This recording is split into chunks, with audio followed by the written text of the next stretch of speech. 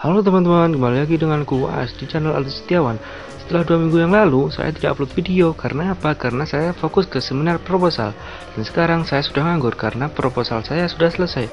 Dalam video kali ini, aku akan merekam alur cerita film berjudul Phobias 2021. Fobia adalah rasa takut berlebihan terhadap sesuatu yang biasanya tidak membahayakan.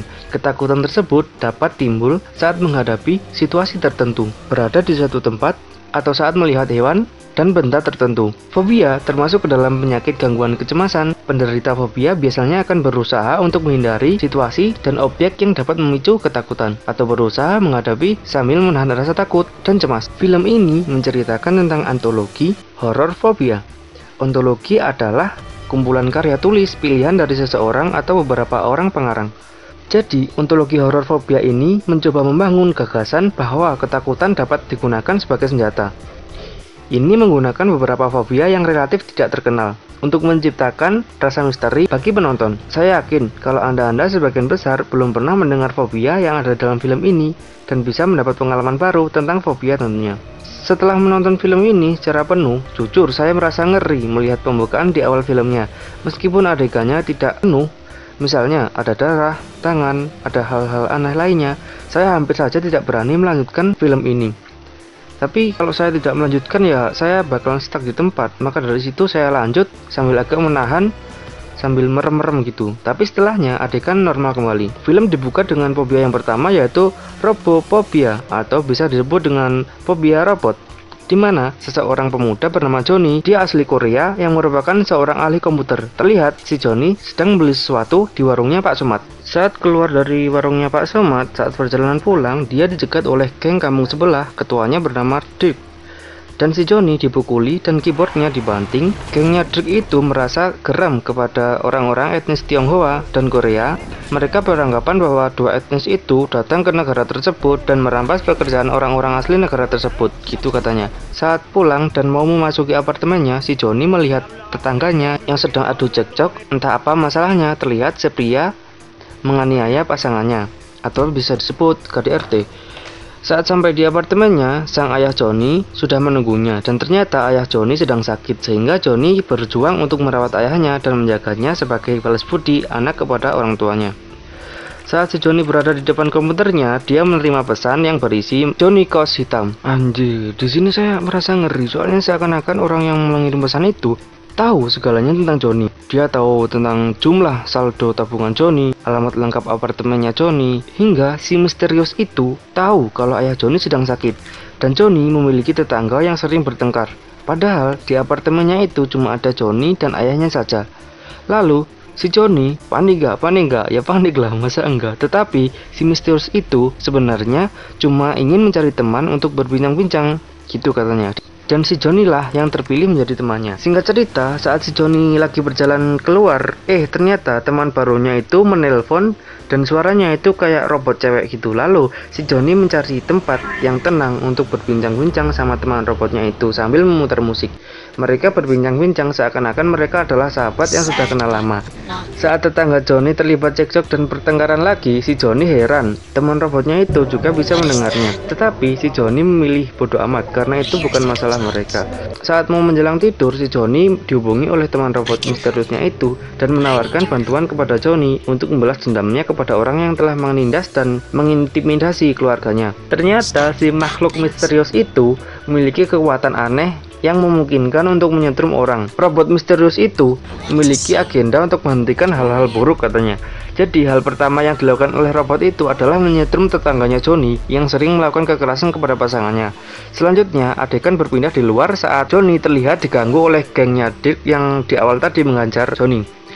Saat si Dirk berusaha mengintimidasi Johnny, si Johnny dengan bantuan sahabatnya yang robot misterius itu berusaha mengulik masa lalu Dirk, di mana pada waktu kecilnya ibu si Dirk itu masuk penjara dan si Dirk mendapatkan kekerasan sejak kecil. Entah itu siapa yang melakukan kekerasan itu. Dan saat itu lama-kelamaan ayah Dirk merasa kesepian dan membuat si Dirk tidak terurus, sehingga si Dirk sering mabuk-mabukan dan besarnya menjadi semacam ini, menjadi geng. Dirk merasa kesal karena Johnny mengingatkan pada masa lalunya. Saat si Dirk mau menyerang Johnny, si teman robotnya Johnny itu mengeluarkan kekuatannya dengan menyetrum hingga Dirk terbakar dan meninggoy di tempat. Selanjutnya pada saat Johnny kembali ke apartemen, dan makan malam bersama ayahnya, teman robotnya itu malah menelpon dan berusaha membunuh ayahnya. Karena jika ayahnya hidup terus, maka membuatnya menderita. Jadi, robot misterius itu ingin membantu ayahnya agar tidak merasa kesakitan di dunia, makanya ingin membunuhnya saja. Saat mendengar itu, si Joni langsung panik dong, masa enggak? Jadi si Joni berusaha dengan segenap tenaganya melindungi ayahnya apapun yang terjadi dengan menjauhi benda-benda yang memiliki aliran listrik. Setelah beberapa saat, Joni dan ayahnya terpojok dan si Joni membuat perhitungan kepada si robot itu. Dia bersedia melakukan apa saja agar ayahnya tetap hidup. Lalu robot misterius itu meminta Joni untuk membantunya menemukan korban lain sebagai gantinya. Si robot misterius itu meminta Joni bersenam kepada pegawai fasilitas pemerintahan yang mencoba melakukan percobaan pada orang dengan mengubah fobia menjadi senjata gas. Dia masuk dengan menyamar sebagai pasien dengan pakaian oranye-oranye. Adegan beralih ke pos jaga 37. Joni bertemu dengan Dr. Wuring, panggilnya Dr. Wuring ini adalah data Wuring anjir. Wes sebut saja Dr. Bahlul gitu aja wes. Dalam kekacauan dalam film ini, dokter ini menculik orang-orang yang memiliki fobia yang beraneka ragam dan berusaha mengubahnya ke dalam bentuk senjata berupa gas. Tetapi gak tahu gas apa itu karena tidak dijelaskan. Yang jelas mungkin saja gas itu untuk perang atau bagaimana. Enggak mungkin sih kalau gasnya dipergunakan untuk kebaikan lah intinya. Selanjutnya, dokter meminta bantuan asistennya yang bernama Jonas Jumblongenes untuk membawa Joni ke blok 10, yakni ruang tempat orang-orang yang memiliki fobia dikumpulkan. Adegan berpindah ke lab. Jadi penjelasan mengenai proyek percobaannya itu gini. Reseptor target di otak dengan koktail buatan yang dirancang oleh Dr. Bahlul itu. Nah, selanjutnya mengekstrak rasa takut yang dari otak tadi dan diubahnya menjadi sebuah gas yang mudah ditangani. Nah, seperti itu katanya Dr. Bahlul itu. Gas itu disimpan dalam sebuah tabung. Kata si Dr. Bahlul itu, tabung itu adalah tabung masa depan katanya. Cara kerjanya itu si Dr. Bahlul menyetrum pasiennya yang bernama Semi hingga si Semi mengingat akan fobianya. Selanjutnya adegan perlihatkan fobia si Semi. Yang pertama tadi kan Joni robofobia atau fobia robot. Nah, ternyata Semi ini memiliki vehophobia atau biasa disebut dengan fobia mengemudi. Nah, aneh kan? Dalam adegan, Semi baru saja dicampakkan oleh pasangannya yang bernama Harry karena suatu alasan. Setelah ditinggal pasangannya, fobia Semi ini muncul seperti halusinasi. Diawali dengan tiba-tiba radio mobil berbunyi sendiri dan di bangku belakang Semi merasa dihantui oleh seseorang, seakan-akan Semi lagi dicekik oleh seseorang dari belakang hingga mobilnya oleng.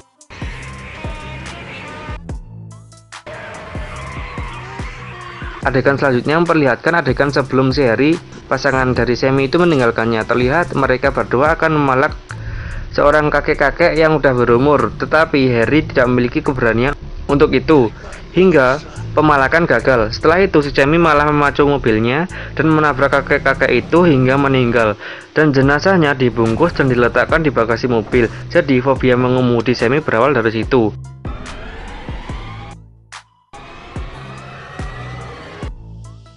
Ditambah si Harry tidak ingin membantu untuk bertanggung jawab. Tambah streslah Semi. Saat Semi sudah di puncak ketakutannya, akhirnya ketakutan itu berhasil dikonversi menjadi sebuah cairan gitu yang dialirkan di sebuah selang. Selangnya selang bening seperti itu. Karena si Joni nggak tega melihat itu, si Joni teriak kepada teman robotnya itu untuk menghentikannya. Dan saat itu juga siksaan itu berhenti dan beberapa listrik padam. Si Joni merasa agak lega sedikit melihat itu dan tersenyum. Adegan beralih ke blok 10, ruang pasien, di mana tiba-tiba fobia wanita bernama Emma itu muncul. Lalu si Emma bercerita tentang fobia tersebut. Fobia yang diderita itu sangat aneh sekali. Fobia itu namanya adalah epebiphobia atau artinya adalah fobia anak remaja. Nah, apa maksudnya? Nah, sabar-sabar, ikhlas dijelas nih sih. Saat itu, si Emma yang merupakan guru sekolah menengah berada di rumah sendirian karena suaminya sedang lembur selama 4 hari dan menginap di kantor. Saat Emma mau tidur, dia didatangi oleh 3 remaja bernama Blair, Grady, dan Isaac. 3 remaja itu adalah ketiga bersaudara. Nah, 3 remaja itu merupakan murid Emma yang menyusup ke rumahnya dan membongkar kelakuan Emma yang selingkuh dengan ayah dari ketiga remaja itu. Saat itu Emma juga mengakuinya dan meminta maaf. Saking sudah emosinya, para remaja itu berencana ingin membunuhnya. Tetapi si Isaac adalah remaja yang mentalnya agak lemah dibandingkan saudara-saudaranya, yakni Blair dan Grady. Isaac berulang kali berusaha untuk mengingatkan saudara-saudaranya untuk menghentikan tindakan tersebut. Mereka berencana akan membunuh si Emma dengan melakukan pemanasan terlebih dahulu. Nah, si Blair itu yang merupakan gadis menyuruh Emma untuk membuka pakaiannya. Saat si Emma berusaha kabur, dia tidak sengaja membenturkan Isaac ke meja dan meninggoy. Lalu, Emma berusaha kabur keluar rumah, tetapi dikejar oleh Grady. Akhirnya mereka berdua berduel di taman dengan disaksikan oleh Blair. Akhirnya Emma menang dan membunuh si cowok yang bernama Grady itu. Si Blair yang menonton secara live malah melambaikan tangan ke Emma. Gendeng sih aja nih. Lalu si Blair menelpon 911. Lalu dipertemukanlah si Blair dengan orang tuanya. Nah, si Blair ini membuat pengakuan yang gila kepada semua orang kalau niatnya mereka bertiga itu adalah hanya bercanda. Tetapi si Emma yang sudah lepas kontrol itu malah membunuh dua saudaranya. Mendengar pengakuan itu, si Emma hanya bisa menangis karena bukti pembunuhan sudah di depan mata dan tidak bisa mengelak lagi. Setelah itu, si Blair dengan tanda-tanda psikopat dalam jiwanya itu memandangi Emma tanpa rasa bersalah sedikit pun. Nah, disitulah fobia anak remaja Emma muncul. Fobia selanjutnya adalah hoplofobia atau biasa disebut dengan fobia senjata yang diderita oleh seorang wanita bernama Alma yang merupakan polisi wanita dan seorang single mom. Saat menjalankan tugas kepolisian dengan menggerebek rumah yang telah disandera, seharusnya tugas polisi adalah melumpuhkan para penjahatnya. Nah, si Alma ini malah tidak sengaja menembak anak-anak karena pada saat itu posisi tertutup oleh sebuah korden. Sejak saat itu, Alma menjadi fobia senjata. Adegan beralih saat di rumah Alma dan anaknya bernama Carlos sedang memainkan biola. Mereka berdua terlihat bercanda ria. Lalu saat Carlos bermain game tembak-tembakan, fobia si Alma muncul kembali dan membuatnya marah kepada Carlos agar tidak bermain game yang berbau kekerasan. Setelah itu Alma minta maaf kepada anaknya dan mengajak untuk keluar membeli sebuah makanan. Saat di warung makannya Uncle Mutu, si Alma mendengar berita di TV dan terdengar suara tembak-tembakan. Akhirnya fobia Alma muncul dong. Ia kalap dan dengan halunya, dia menyerang segerombolan preman, padahal preman itu hanya halusinasinya saja. Setelah itu, polisi datang dan mengamankan Alma. Adegan beralih ke lab Dr. Bahlul tadi, di mana ketakutan Alma sudah berubah menjadi gas. Fobia yang terakhir adalah fobia atelopobia, yang diderita oleh arsitek bernama Rene. Dia adalah orang yang perfeksionis dan tertarik untuk melakukan beberapa renovasi struktural dan kosmetik serta ingin mendesain ulang dan merenovasi dirinya. Pada saat itu Rene mendapatkan telepon komplain yang kecewa dengan rancangan fondasi bangunan yang meleset sebanyak 6 derajat. Lalu saat itu juga Rene mengumpulkan timnya untuk segera memperbaiki angka-angka yang salah itu. Karena hari sudah malam, Rene mengajak timnya untuk melakukan lembur di rumahnya. Saat timnya yang berjumlah 3 orang itu sampai di rumahnya, Rene memberikan minum yang telah diisi obat tidur. Saat ketiga anggotanya tertidur pulas, Rene menyeret satu persatu untuk diambil organ tubuhnya dan dipasangkan ke dirinya. Bagian yang terpenting menurut Rene adalah bagian gigi. Setelah tiba saatnya si cowok yang dieksekusi, tiba-tiba cowok melakukan perlawanan, tapi Rene berhasil menumbangkan. Setelah itu adegan terlihat bahwa tubuh Rene terdapat jahitan-jahitan atau sambungan gitu di beberapa badannya. Untuk bisa melihatnya lebih lanjut, silahkan menonton sendiri dalam filmnya, karena saya percepat dan Joni aja mendengar cerita itu merasa mual, apalagi saya. Selanjutnya si Dr. Bahlul itu masuk ke ruangan dan bersiap untuk mengeksekusi Joni. Pada saat itu si Joni berteriak meminta bantuan kepada teman robot misteriusnya itu, tetapi teman itu tidak kunjung datang. Pada saat itu Joni masuk ke dalam alam bawah sadarnya dan mengingat kejadian-kejadian yang membuatnya fobia, hingga berhenti di adegan saat teman robotnya itu berkata, "Carikan aku yang lain." Tentunya yang lain itu adalah si Dr. Bahlul lah tentunya. Pada saat itu Joni sudah merasa berhasil. Karena apa? Karena si Joni sudah berhasil menemukan penggantinya, pengganti ayahnya tadi, yaitu adalah si Dr. Bahlul itu untuk dieksekusi oleh teman robotnya itu. Pada saat Joni masih berada di alam bawah sadarnya, Joni berusaha mengendalikan pikirannya untuk tidak takut dan berusaha bertahan untuk tetap sadar, dan bantuan teman si robot itu berhasil membuat si Dr. Bahlul itu tersetum dan terlempar ke tembok.